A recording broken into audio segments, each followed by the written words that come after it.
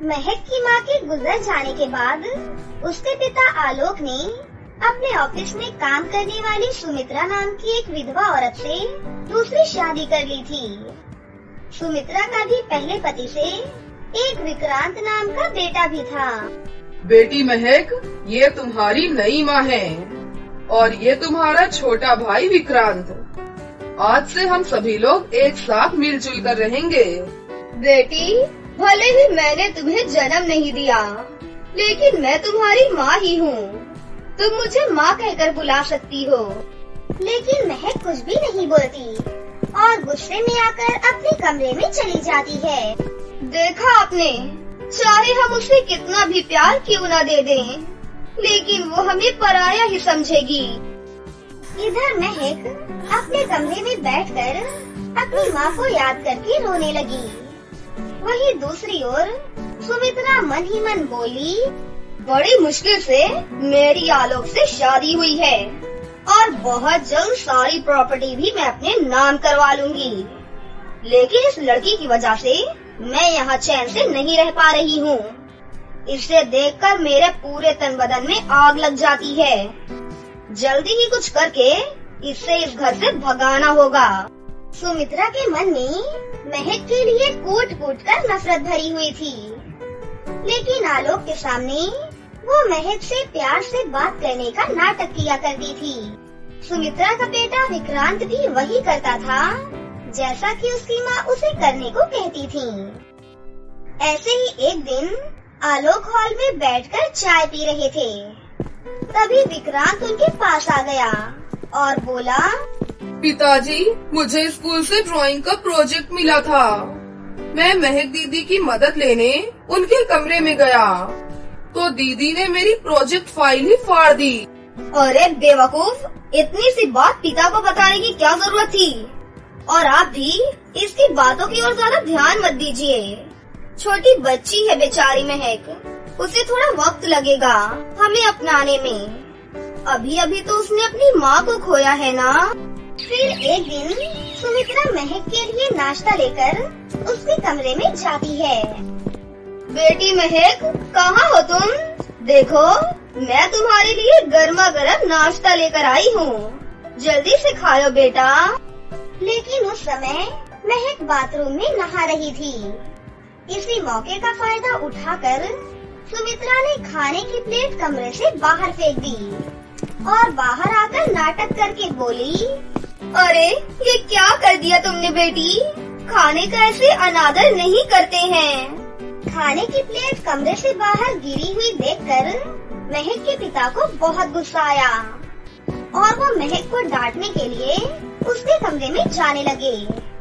तभी सुमित्रा उन्हें रोकते हुए बोली, अरे अरे रुक जाइए, आप उसे कुछ मत कहिए। छोटी बच्ची है ना, थोड़ा नाराज है, धीरे धीरे सब कुछ ठीक हो जाएगा। नहीं सुमित्रा, इसका बर्ताव बिल्कुल भी ठीक नहीं है। तुम उसका उसकी सगी माँ से भी ज्यादा ध्यान रखती हो। पता नहीं उसे और क्या चाहिए। आप चाहे जितना भी कह लें, पर मैं तो हूँ उसकी सौतेली माँ ना। मेरा भी मन करता है कि वो मुझे माँ कहकर बुलाए, लेकिन अरे तुम रो मत, मैं महक को हॉस्टल भेज दूंगा, तब उसकी अकल ठिकाने आएगी। जब ये बात महक को पता चलती है कि उसके पिता उसे हॉस्टल भेजने वाले हैं, ये सुनकर महक बहुत दुखी हुई और बैठकर रोने लगी। माँ, तुम मुझे छोड़कर क्यों चली गई? तुम मुझे भी अपने पास बुला लो ना माँ, मैं अब और यहाँ नहीं रहना चाहती हूँ। ये कहते हुए महक रोते रोते सो गई और फिर उसके सपने में उसकी माँ आई और उससे बोली, बेटी महक, तुम बिल्कुल मत रोना। तुम्हें रोता देख मुझे बहुत तकलीफ होती है बेटी। तुम हमेशा खुश रहना, मैं हूँ ना तुम्हारे पास, मैं हमेशा तुम्हारे साथ रहूंगी। मैं तुम्हें एक जादुई नेकलेस दे रही हूँ, इसे तुम हमेशा अपने पास रखना। जब सुबह महक नींद से जगी तो उसने देखा कि सचमुच एक जादुई नेकलेस उसके पास रखा हुआ है, जो कि उसकी माँ ने सपने में उसे दिया था। वो दिखने में बहुत ही सुंदर था। अरे मैं तो सपना देख रही थी। माँ को सपने में देखकर मुझे बहुत अच्छा लगा। अब मैं बिल्कुल भी नहीं रोऊंगी, क्योंकि माँ हमेशा मेरे साथ हैं। उनका दिया हुआ जादुई नेकलेस भी मेरे पास ही है। अब मैं हमेशा खुश रहूंगी। फिर महक अपनी माँ के दिए हुए जादुई नेकलेस को अलमारी में रखने लगी। लेकिन तभी महक को अलमारी में नेकलेस को रखते हुए सुमित्रा ने देख लिया। अरे वाह, कितना सुंदर नेकलेस है। इस सुंदर से नेकलेस को तो मेरे पास होना चाहिए। फिर जब महक किसी काम से बाहर गई, तो सुमित्रा चुपके से उसके कमरे में घुस गई और जल्दी से जादुई नेकलेस निकालकर पहन लिया। तभी अचानक जादुई नेकलेस एक रस्सी में बदल गया और उसे कस के जकड़ लिया। अरे ये क्या हो रहा है? कोई बचाओ मुझे। तभी वहाँ पर महक की माँ का साया प्रकट हुआ और ये देखकर सुमित्रा की हालत खराब हो गई। भूत! अरे अरे कोई बचाओ मुझे। मेरी बेटी को तुम परेशान करती रहोगी और तुम्हें क्या लगता है मैं चुपचाप देखती रहूंगी? मेरे पति के पास फौरन जाओ और अपनी सारी सच्चाई बताओ। जो भी तूने मेरी बेटी के साथ किया है वो भी। अगर नहीं बताया तो तुम्हारे साथ बहुत बुरा होगा, जो तुम कभी भी सोच भी नहीं सकती। नहीं नहीं, मुझे माफ करना। मैं अभी जाकर उन्हें सारी सच्चाई बताती हूँ। पहले मुझे आजाद तो कर दो। फिर अचानक से रस्सी वापस जादुई नेकलेस में बदल गई और अपने आप अलमारी में जा पहुँची। ये सब देखकर सुमित्रा बहुत डर गई और तुरंत जाकर आलोक को सारी सच्चाई बता दी, जिसे सुनकर आलोक बहुत ही गुस्सा हो जाता है और बोलता है, तुम कैसी औरत हो? सौतेली माँ आखिर सौतेली माँ ही होती है, ये तुमने साबित कर दिया। मैं तुम्हारी बातों में आकर अपनी बेटी को अपने से दूर करने का सोच लिया था। तुम जैसी औरत को तो धक्के मार कर घर से बाहर निकाल देना चाहिए। नहीं नहीं, मुझे माफ कर दो, वरना मैं और मेरा बेटा कहाँ जाएगा? आपके सिवा हमारा इस दुनिया में और कौन है? मुझे सबक मिल चुका है, मुझे माफ कर दीजिए। ये कहते हुए सुमित्रा ने आलोक के पैर पकड़ लिए और माफी मांगने लगी। तभी वहाँ महक आ पहुँची और बोली, पिताजी इन्हें माफ कर दीजिए, ये कहीं नहीं जाएंगी, ये यहीं पर हमारे साथ रहेंगी। जो हुआ उसे भूल जाइए पिताजी। महक की बात सुनकर सुमित्रा को अपने किए पर पछतावा हुआ। फिर महक से भी सुमित्रा ने माफी मांगी। उस दिन के बाद से सुमित्रा के व्यवहार में बहुत ही बड़ा बदलाव आया और वो महक को भी अपनी बेटी की तरह प्यार करने लगी और इस तरह सभी लोग हंसी खुशी से रहने लगे। बहुत समय पहले की बात है। सुरभि और पायल दो बहनें थीं, जो कि सोनापुर नाम के एक गाँव में एक नदी के किनारे छोटे से घर में रहती थीं। उन दोनों के माता पिता का कुछ वर्षों पहले ही देहांत हो गया था, इसलिए दोनों बहनें एक साथ उस घर में अकेली ही रहा करती थीं। दोनों बहनों में आपस में बहुत प्रेम था। दोनों बहनों के अनाथ होने की वजह से गांव के सरपंच ने उन्हें अपने घर पर काम करने के लिए रखा था। दोनों बहनें सरपंच के घर की साफ सफाई, झाड़ू पोछा और खाना बनाने का काम किया करती थीं। एक दिन सुरभि बहुत बीमार हो जाती है। सुनो पायल, मेरे सर में बहुत तेज दर्द हो रहा है और मेरा शरीर भी तेजी से तप रहा है। मैं आज काम पर नहीं जा पाऊंगी। कोई बात नहीं सुरभि, तुम आज आराम करो, काम पर मैं अकेली ही चली जाती हूँ। लेकिन पायल, तुम अकेले काम पर कैसे जाओगी? सरपंच के घर पर बहुत सारा काम रहता है, तुम अकेली इतना सारा काम कैसे करोगी? अरे तुम चिंता मत करो, मैं सब कुछ संभाल लूंगी। बस तुम अपना ध्यान रखना और हाँ, समय पर दवाई भी ले लेना। मैंने खाना बना दिया है, उसे खा लेना। इतना कहकर पायल सरपंच के घर पर पहुंच जाती है और घर के कामकाज में लग जाती है। तभी वहाँ पर वो सरपंच आ जाता है और उससे कहने लगता है, पायल, मेरी बात ध्यान से सुनो। तुम दोनों बहनों को आज के बाद काम पर आने की कोई जरूरत नहीं है, इसलिए आज से ही तुम दोनों दूसरा काम ढूंढ लो।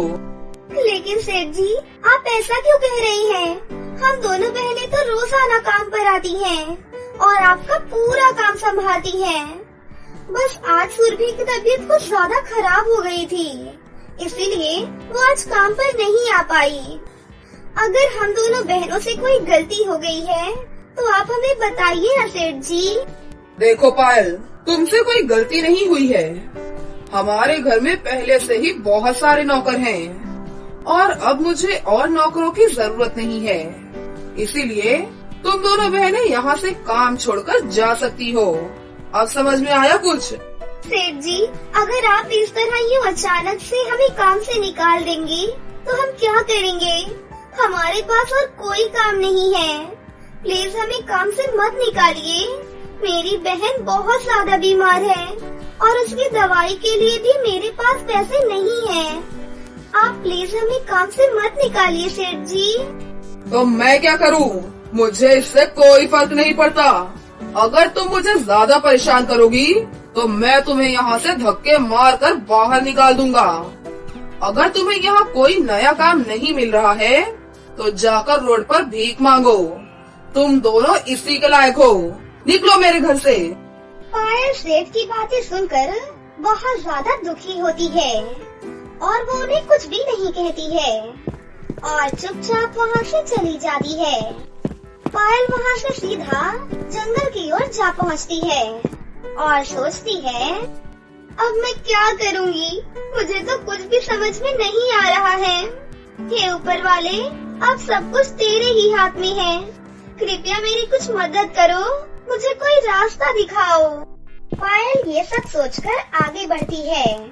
तभी पायल को सामने एक बिल्ली बैठी हुई दिखाई देती है। ये देखकर पायल उसके पास जाती है तो वो देखती है कि वो बिल्ली बहुत ही ज्यादा जख्मी है। ये देखकर पायल को बहुत दुख होता है।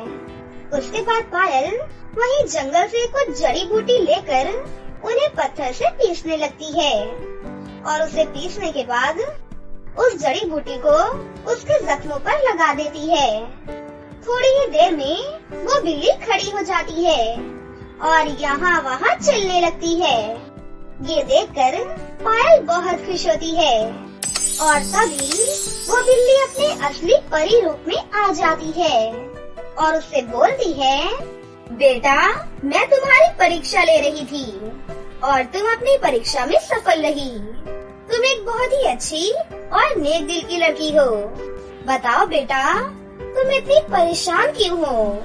उसके बाद पायल परी को अपनी सारी बात बताती है। तुम चिंता मत करो बेटा, मैं तुम्हारी मदद करूंगी। उसके बाद परी पायल को अपने जादू से सोने चांदी की जादुई नेकलेस की नदी के पास लेकर जाती है और फिर परी उस नदी से जादुई सोने चांदी के नेकलेस निकालती है और वो नेकलेस पायल को दे देती है। बेटी, ये जादुई सोने चांदी के नेकलेस की नदी है। तुम इन नेकलेस से जो भी मांगोगी ये तुम्हारी सारी इच्छा पूरी करेंगे। अब तुम्हें किसी के भी सामने गिड़गिड़ाने की कोई जरूरत नहीं है। अब मैं चलती हूँ। और इतना कहकर परी वहाँ से चली जाती है। पायल वो जादुई सोने चांदी की नेकलेस लेकर बहुत ही ज्यादा खुश होती है। पायल अपने घर पर वापस आ जाती है। पायल घर पहुंचकर सुरभि को सारी बातें बताती है। क्या? ये कैसे हो सकता है? मैं नहीं मानती। एक काम करो, तुम इस जादुई सोने चांदी की नेकलेस से कुछ पैसे मांगो जिससे कि मेरा इलाज हो सके। ठीक है, तुम रुको। हे जादुई सोने चांदी की नेकलेस, मुझे इतने पैसे दो कि जिससे मेरी बहन का इलाज हो सके और ये बिल्कुल स्वस्थ हो जाए। पायल के इतना बोलते ही वहाँ पर खूब सारा पैसा प्रकट हो जाता है जिसे देखकर दोनों बहनें बहुत खुश होती हैं। पायल सुरभि को हॉस्पिटल में एडमिट कर देती है। डॉक्टर सुरभि का इलाज करने लगते हैं और कुछ ही दिनों में सुरभि पूरी तरह से स्वस्थ हो जाती है। सुरभि के ठीक हो जाने के बाद दोनों बहनें अपने घर वापस चली जाती हैं और उन जादुई सोने चांदी के नेकलेस से अपने रहने के लिए एक बड़ा सा घर मांगती हैं। उनके इतना कहते ही उनका छोटा सा घर एक महल जैसे घर में बदल जाता है और वो दोनों बहनें बहुत ही अमीर हो जाती हैं। और वो कभी भी उन जादुई सोने चांदी के नेकलेस से अपनी मनपसंद की चीजें मांग लिया करती थीं। और अब दोनों बहनें हंसी खुशी से जादुई सोने चांदी के नेकलेस के साथ अपनी जिंदगी जीने लगती हैं। बहुत समय पहले की बात है, किसी झील में जादुई जलपरियों की दुनिया थी। उसी झील में कमला और विमला नाम की दो जलपरी बहनें रहती थीं। वो दोनों रोज झील के किनारे आकर पास के गांव की लड़कियों को देखा करती थीं। इन लड़कियों की जिंदगी कितनी अच्छी है, ये अपनी मर्जी से कहीं भी जा सकती हैं। हमारे पास शक्तियाँ होने के बावजूद भी हमें इसी झील में रहना पड़ता है। हाँ, तुम ठीक कहती हो। काश हम भी इन लड़कियों की तरह साधारण जिंदगी जी सकते। मैं तो इस झील में रहकर पूरी तरह ऊब चुकी हूँ। फिर अगले दिन वो दोनों बहनें रानी जलपरी के पास जाकर उसे अपने मन की बात बता देती हैं। रानी जी, हम दोनों साधारण लड़कियां बनकर पृथ्वी पर रहना चाहती हैं, इसीलिए मदद के लिए हम आपके पास आई हैं। आप हम दोनों को साधारण लड़कियां बना दीजिए। ठीक है, अगर तुम दोनों की ये इच्छा है तो मैं अभी तुम दोनों की इच्छा पूरी कर दूंगी। इतना कहकर रानी जलपरी अपनी शक्ति से वहाँ दो जादुई नेकलेस प्रकट कर देती है। ये दोनों नेकलेस जादुई हैं। इन्हें तुम अपने गले में पहन लो। उसके बाद तुम दोनों साधारण लड़कियां बन जाओगी। लेकिन एक बात का ध्यान रखना, इस झील के बाहर जाने के बाद तुम दोनों की सारी शक्तियाँ खत्म हो जाएंगी। और सबसे जरूरी बात, तुम दोनों को हमेशा अपने जादुई नेकलेस का ख्याल रखना होगा। अगर गलती से भी ये नेकलेस तुम दोनों के गले से उतर गया तो तुम दोनों उसी वक्त जलपरी बन जाओगी और थोड़ी ही देर में तुम दोनों तड़प तड़प कर मर जाओगी। बोलो, क्या तुम्हें ये सब मंजूर है? दोनों जलपरी बहनें झील से बाहर निकलने के लिए उतावली थीं, इसीलिए दोनों फौरन रानी जलपरी की बात मान लेती हैं। फिर रानी जलपरी उन दोनों को जादुई नेकलेस पहना देती हैं और देखते ही देखते वो दोनों साधारण लड़कियों में बदल जाती हैं। उसके बाद वो दोनों झील से बाहर निकलकर पास के गांव में चली जाती हैं। अगले दिन वो दोनों वहाँ के कॉलेज में एडमिशन लेकर पढ़ाई करने लगती हैं। इसी दौरान उन दोनों की मुलाकात अजय और विजय नाम के दो भाइयों से होती है। दोनों उनसे प्रेम करने लगते हैं और उनसे शादी करने का फैसला करते हैं। इस तरह उन दोनों की जिंदगी बहुत अच्छी चल रही थी। लेकिन फिर एक दिन, अगले हफ्ते हमारी शादी है, चलो शहर जाकर शादी के लिए शॉपिंग कर लेते हैं। हाँ, तुमने सही कहा, बहुत सारी शॉपिंग करनी होगी ताकि हम दोनों की शादी बहुत ही धूमधाम से हो सके। फिर वो दोनों शहर की ओर निकल पड़ते हैं, लेकिन तभी रास्ते में एक घना जंगल पड़ता है। वो दोनों बहनें जैसे ही जंगल के बीच में पहुंचती हैं कि तभी अचानक उनके सामने एक डाकू आ जाता है। अरे वाह, ये दोनों लड़कियां तो बहुत ही खूबसूरत हैं और इनके गले में मौजूद नेकलेस तो इनसे भी ज्यादा खूबसूरत है। चलो लड़कियों, जल्दी से अपने अपने नेकलेस मुझे दे दो, वरना मैं तुम दोनों को जान से मार दूंगा। अरे नहीं, अगर इसने हमारा नेकलेस ले लिया तो हम दोनों मर जाएंगी। अब हम क्या करें? चलो यहाँ से भाग चलते हैं। फिर वो दोनों बहनें पूरा जोर लगाकर वहाँ से भागने लगती हैं, लेकिन वो डाकू बहुत ही फुर्तीला था। वो जल्दी उन दोनों बहनों को पकड़ लेता है और उन दोनों के जादुई नेकलेस छीनकर वहाँ से भाग जाता है। तभी वो दोनों बहनें जल परी के रूप में बदल जाती हैं और जमीन पर गिरकर तड़पने लगती हैं। लेकिन तभी वहाँ अजय और विजय आ जाते हैं। अरे ये क्या, तुम दोनों जलपरी कैसे बन गई? हम दोनों जल परी हैं। हमें माफ कर दो, हमने तुमसे अपनी असलियत छिपाई है। देखो, एक डाकू हम दोनों का जादुई नेकलेस छीनकर भाग गया है। अगर हमें हमारा जादुई नेकलेस नहीं मिला तो थोड़ी ही देर में हम दोनों की मौत हो जाएगी। तुम चिंता मत करो, हम दोनों अभी उस डाकू को पकड़कर तुम्हारे नेकलेस वापस लेकर आते हैं। इतना कहकर वो दोनों भाई डाकू को ढूंढने लगते हैं, लेकिन तभी वो देखते हैं कि डाकू एक पेड़ के नीचे बैठकर उन दोनों जादुई नेकलेस को देख रहा है। दोनों भाई उस डाकू की पिटाई करके उससे जादुई नेकलेस छीन लेते हैं। फिर वो डाकू डर के वहाँ से भाग जाता है।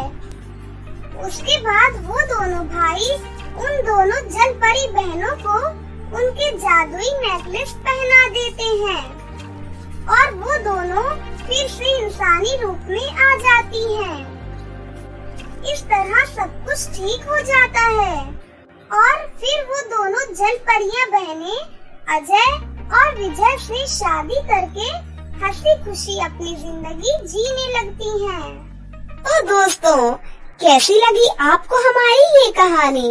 अगर आपको हमारी कहानी अच्छी लगी हो तो इसे जरूर लाइक करें, साथ ही हमारे चैनल को सब्सक्राइब भी कर लें और बेल आइकन को दबाना ना भूलें। मिलते हैं अगली वीडियो में। धन्यवाद।